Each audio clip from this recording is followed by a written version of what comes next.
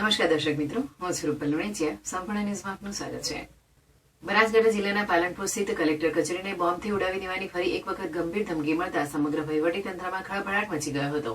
મળેલી માહિતી અનુસાર અજાણ્યા શખ્સ દ્વારા કલેક્ટર કચેરીને નિશાન બનાવીને ધમકી આપવામાં આવતા તાત્કાલિક સુરક્ષા વ્યવસ્થાઓ કડક કરવામાં આવી હતી. ધમકી મળતાની સાથે જ પોલીસ વિભાગ, બોમ્બ સ્ક્વોડ અને ડોગ સ્ક્વોડની ટીમોએ કલેક્ટર કચેરી ખાતે બોલાવવામાં આવી હતી. સમગ્ર કચેરી અને આસપાસના વિસ્તારની સઘન તપાસ હાથ ધરવામાં આવી હતી. સુરક્ષાના ભાગરૂપે કચેરીમાં કાર્યરત તમામ અધિકારીઓ અને કર્મચારીઓને તાત્કાલિક બહાર કાઢવામાં આવ્યા હતા. કચેરી ખાલી કરાવ્યા બાદ આસપાસના વિસ્તારમાં પણ ચુસ્ત બંદોબસ્ત ગોઠવવામાં આવ્યો હતો. બોમ્બ સ્ક્વોડ અને ડોગ સ્ક્વોડ દ્વારા કલાકો સુધી તપાસ કરવામાં આવી હતી, જેમાં કોઈ શંકાસ્પદ વસ્તુ મળી ન હોવાનું પ્રાથમિક રીતે જાણવા મળ્યું છે. જોકે ઘટના બાદ કલેક્ટર કચેરીમાં સન્નાટો છવાઈ ગયો હતો અને સામાન્ય કામગીરીને અસર પહોંચી હતી. આ અગાઉ પણ પાલનપુર કલેક્ટર કચેરીને ધમકી મળવાની ઘટનાઓ બની ચૂકી હોવાથી તંત્ર દ્વારા આ મામલે ગંભીરતા દાખવી તપાસ શરૂ કરવામાં આવી છે. ધમકી આપનારની ઓળખ અને હેતુ જાણવા સાયબર સેલ સહિતની ટીમો તપાસમાં જોડાઈ છે. જિલ્લા પોલીસ દ્વારા સુરક્ષા વધારવામાં આવી છે અને કોઈ પણ અફવા પર ધ્યાન ન આપવાની અપીલ કરવામાં આવી છે.